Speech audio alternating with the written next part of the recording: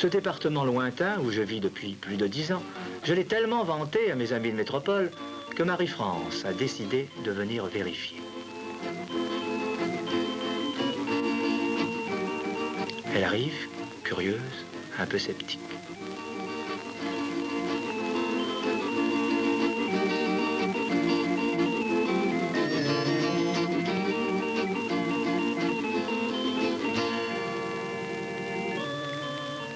Je suis à peine éveillée.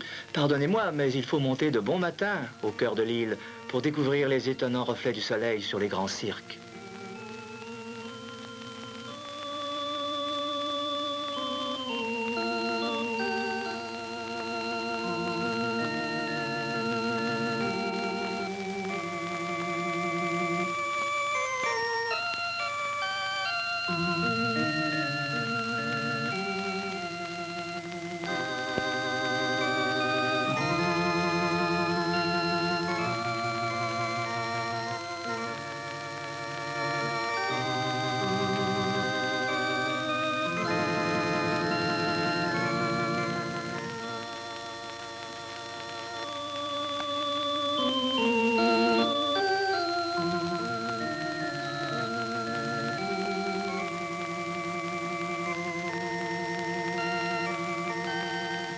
Là, ce n'est plus un cirque. Comment appelez-vous ce grand plateau? C'est la haute plaine des Cafres, qui nous conduit vers le volcan par de grands effondrements.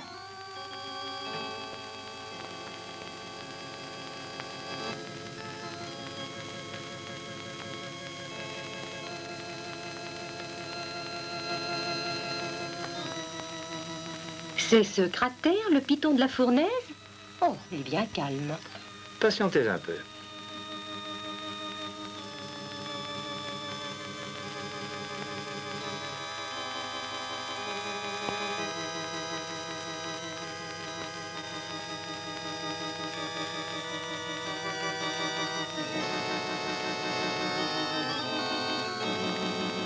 Notre lemme s'est posée. La randonnée sera-t-elle longue? Jusqu'à la nuit. Regardez, écoutez.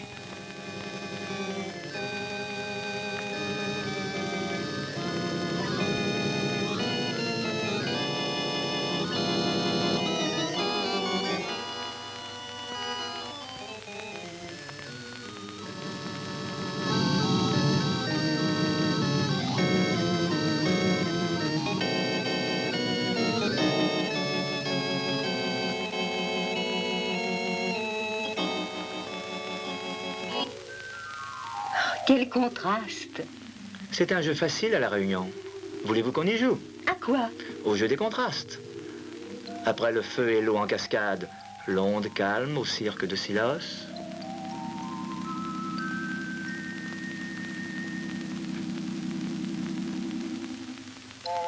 La montagne et la mer.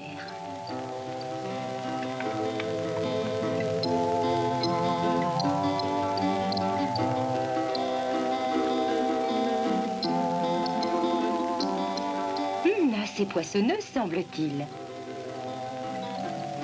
Mais pas toujours bien fréquentée. Ils ne sont pas méchants, ce sont des requins de sable. Je préfère tout de même ces ailerons pacifiques.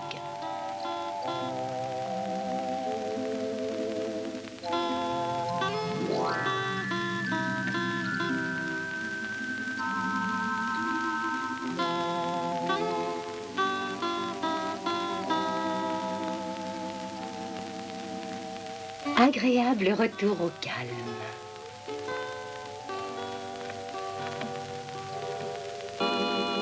Je commençais à me demander si on cultivait quelque chose dans ce pays. Ah, ne me dites rien. Je reconnais bien les fleurs de canne à sucre.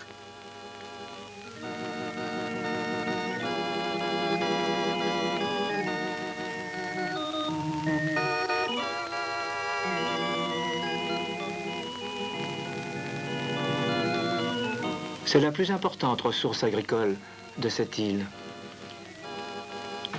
Et ces grands roseaux sont broyés dans des usines qui semblent modernes. Mais quelle est cette installation pittoresque? C'est un de ces nombreux petits alambics dispersés dans les champs de géranium. Croirait-on que ce géranium fournit ainsi 90% de la production mondiale d'une huile de luxe utilisée en parfumerie.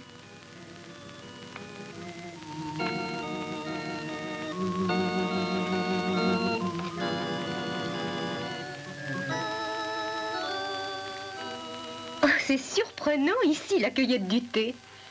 Elle est localisée sur quelques pans de moyenne altitude, fraîches et humides. Quelle diversité.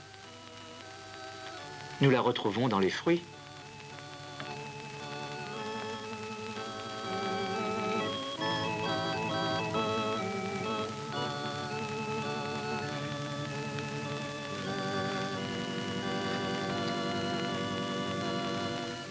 Tiens, voilà le responsable de ce vin de Sillaos dont vous m'avez envoyé une bouteille à Noël dernier. Venez dans ce jardin fleuri, inséparable de la charmante hospitalité créole.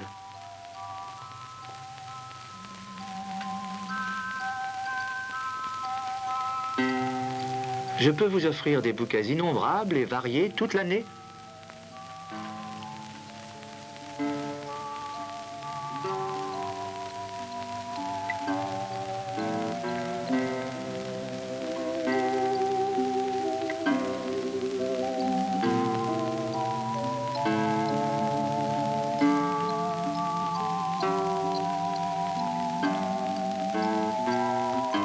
Les arbres même se laissent couronner. Voyez ce flamboyant qui s'est paré pour vous. Et il y a bien d'autres arbres étonnants. Ah, ce doit être le cryptoméria, le sapin de la Réunion. Bravo. Vous nous l'avez assez décrit. Ici, les filéos, qui garnissent les plages et fixent les dunes. Ils sont, malgré leurs aiguilles, de la famille des feuillus. Et voici les vaquois, solidement accrochés à la côte.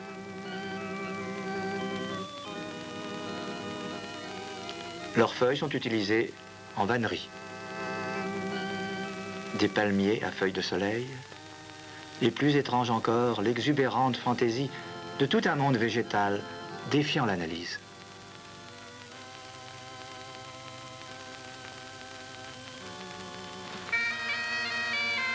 Oh, par exemple, des Bretons. Mais oui, Marie-France. Les Bretons, avec les Picards et les Normands, ont été les premiers habitants de l'île. Ils ont conservé leurs traditions.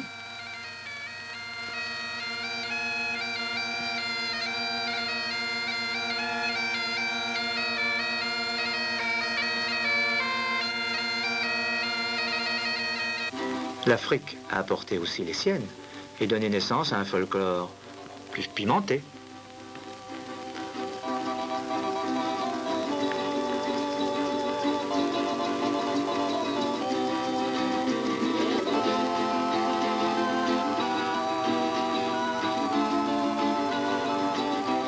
Plus tard sont venus de l'Inde immense des musulmans, s'adonnant principalement au commerce des tissus. Des Malabars tamouls, surtout travailleurs agricoles, qui ont conservé leurs rites et leur mystérieuse piété. Cette malabaraise rappelle celle qui inspira Baudelaire. Tes grands yeux de velours sont plus noirs que ta chair, au pays chaud et bleu où ton Dieu t'a fait naître. D'Extrême-Orient, de Canton surtout, ont débarqué des immigrants chinois qui se sont spécialisés dans le commerce de l'alimentation.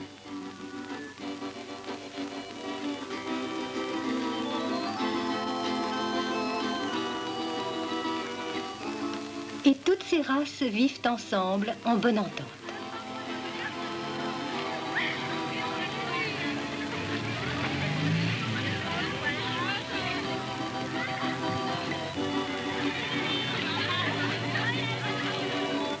Mais ils se sont aussi bien entendus, surtout leurs ancêtres, pour déboiser une terre couverte d'épaisses forêts il y a 300 ans.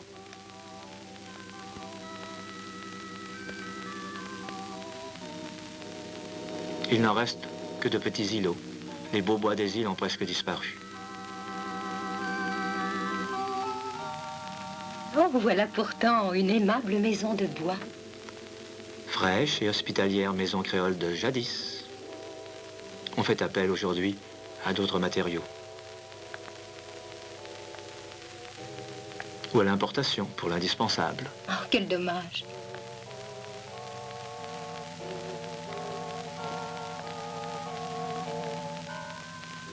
Ce défrichement, c'est un aspect bien triste de l'histoire de la Réunion. Histoire d'un lent mais impitoyable exode, qui, du littoral, partit à la conquête des Hauts. Histoire de petits blancs, cadets de famille, ruinés, qui ont préféré la misère à la servitude, refusant de travailler pour le compte d'autres blancs. Ils ont gravi les pentes, taillant dans la forêt leurs petites et éphémères exploitations.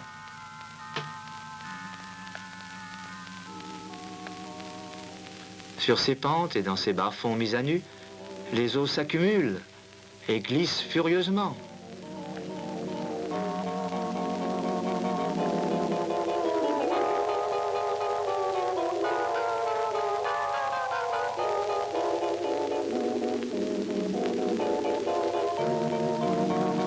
Elles provoquent des crues dangereuses et poussent à la mer une terre déjà rare.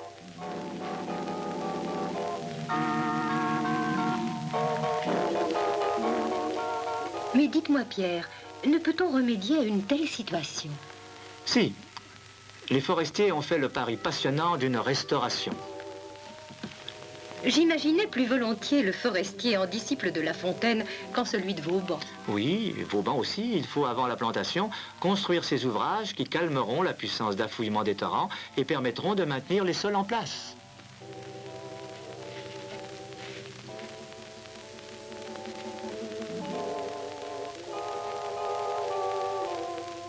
Et ils transportent les matériaux sur la tête? Oh, c'est inhumain. Il a fallu parer au plus pressé. Mais dans toute l'île, des routes forestières, des enclaves chaque jour un peu plus, forêts et villages de montagne.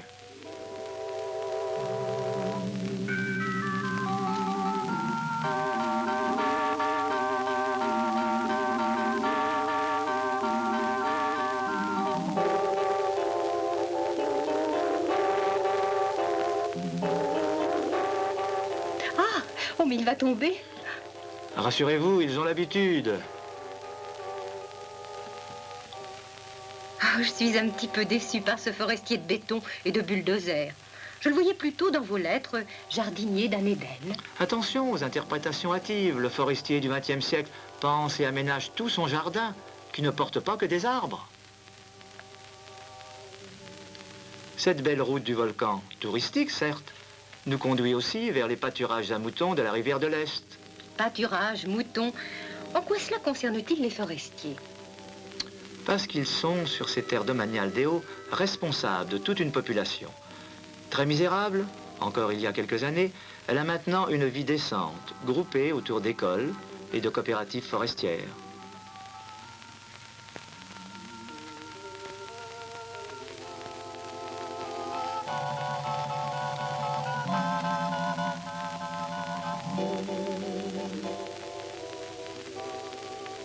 Pourquoi porte-t-il des tuyaux? Le déboisement a modifié le climat. Et pour que les champs redeviennent productifs, il faut maintenant les irriguer. Des légumes au milieu des fleurs. Joli signe de renouveau. Ah, les troupeaux des coopératives sans doute. Bien sûr, utilisant les pâturages du domaine.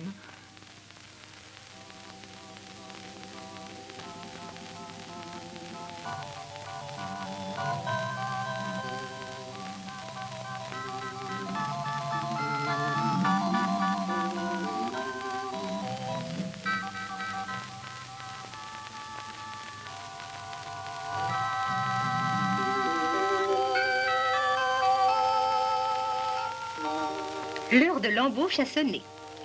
L'heure du reboisement. Avec le Cryptomeria du Japon, l'arbre fétiche des forestiers réunionnais. Fétiche, non, mais préféré.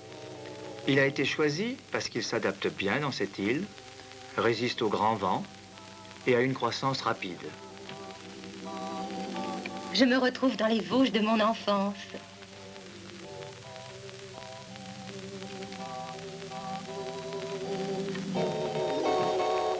Oh, vos forêts brûlent aussi.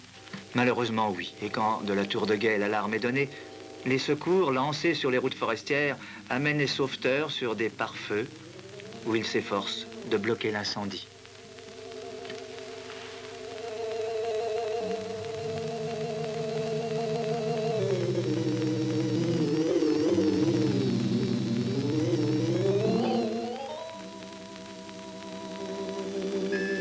Ah oui, là, c'est évident.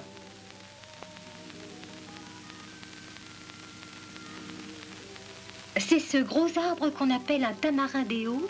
Oui, mais c'est un sujet de la forêt primitive. Les forêts nouvelles n'ont pas encore cet âge. Patience.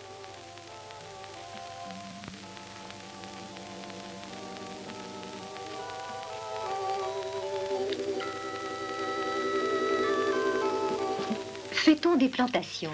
Non, lorsqu'on coupe la vieille forêt de tamarin, les petites graines, depuis très longtemps cachées dans le sol, se réveillent sous les caresses du soleil et donnent naissance à d'innombrables jeunes plants dont les feuilles, d'abord semblables à celles d'un acacia ordinaire, Se transforment en vieillissant en feuilles d'olivier, acacia hétérophylla, et cela n'existe qu'à La Réunion. Quel bon élève!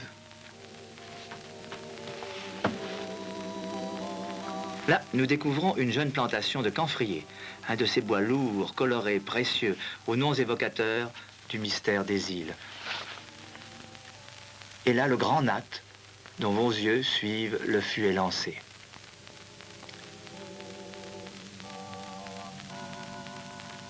On leur associe souvent des palmistes, dont le bourgeon terminal est très apprécié des gourmets.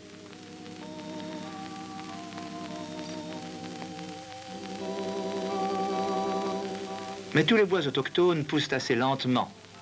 Aussi, pour réduire rapidement les importations, les surfaces plantées en cryptoméria du Japon ont été étendues au maximum. Cette fois-ci, je suis arrivée dans le Jura.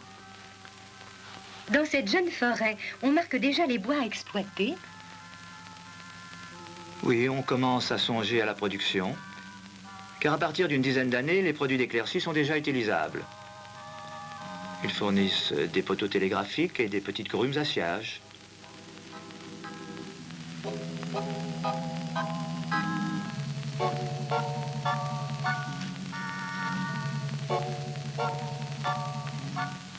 Transportés sur des routes forestières.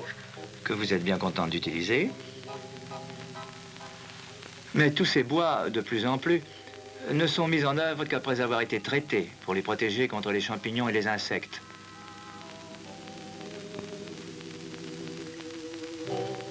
Je retrouve avec plaisir ces vieux tamarins.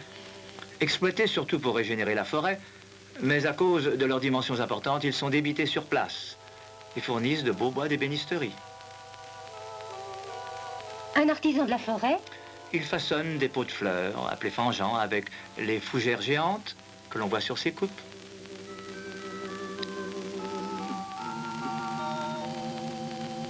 Et ces planchettes, qu'est-ce que c'est? Ce sont des bardeaux pour les toitures. Oh, c'est tout un art de bien poser ces petites tuiles de bois.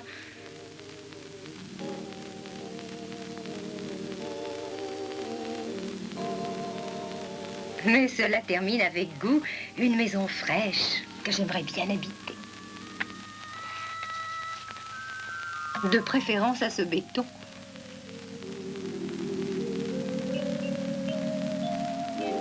Une telle architecture est normale dans une ville moderne comme Saint-Denis, avec une population sans cesse croissante qui atteint déjà 100 000 habitants. Une ville semblable à bien des chefs-lieux que je connais, avec les mêmes interdictions.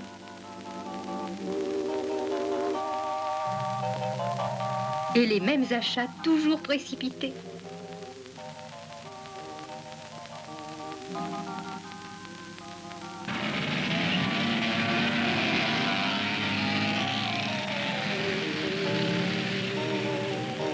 Et ce bruit. Oh, emmenez-moi au calme, je vous en supplie.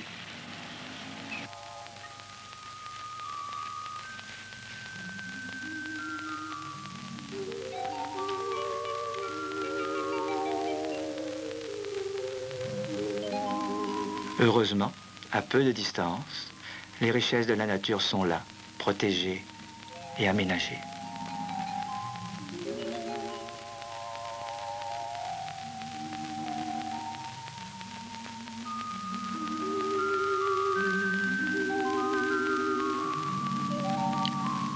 Et même les étangs sont mis à l'abri des pollutions d'usines par des canalisations immergées.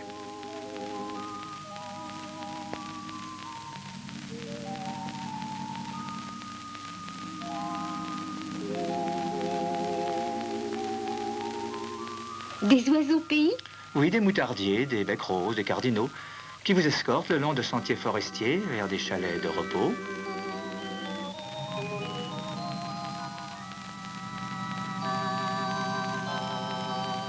Ceux qui aiment l'effort trouvent sur leur parcours des gîtes d'étape confortables.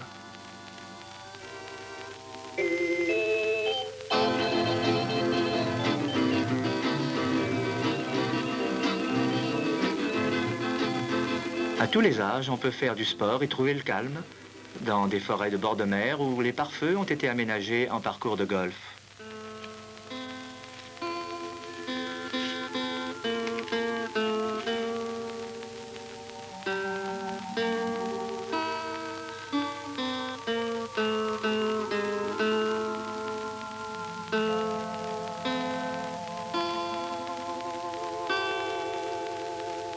Et les animaux sauvages? Il y en a peu. Des oiseaux et quelques cerfs. Mais avant d'enrichir la faune naturelle, les forestiers ont créé un parc. Quel genre de parc? Zoologique et botanique, sur une centaine d'hectares, avec le plus possible de liberté laissée aux animaux. Le but poursuivi est d'inciter à la protection de la nature, petits et grands, en leur faisant admirer, puis aimer, plantes et animaux surprenants, espérant qu'à travers eux, à cause d'eux, ils apprendront à respecter aussi les trésors tout simples, fragiles et gratuits, de la grande nature si souvent malmenée.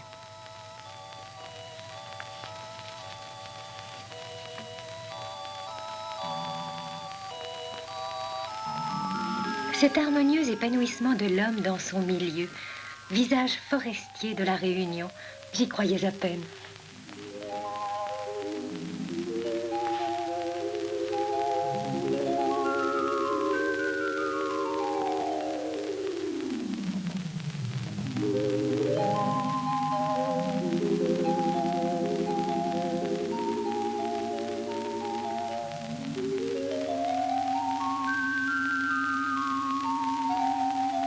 Mais si quelques nuages seulement couronnent le piton des neiges, je n'oublie pas que c'est Noël en plein été austral.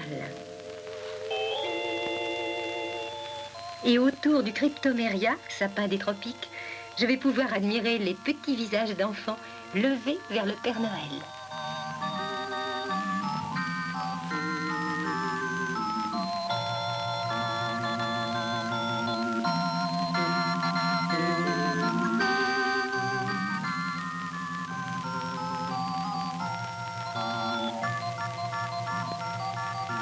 Je vais maintenant partir, Pierre.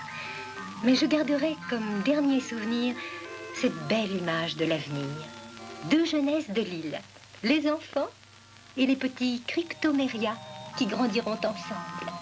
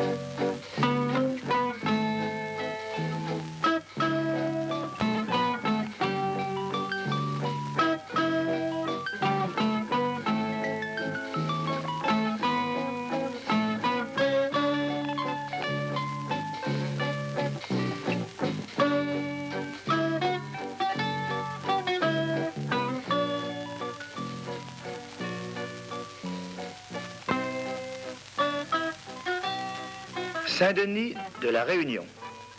Petite cité au bord de l'océan Indien, m'y voici pour les vacances.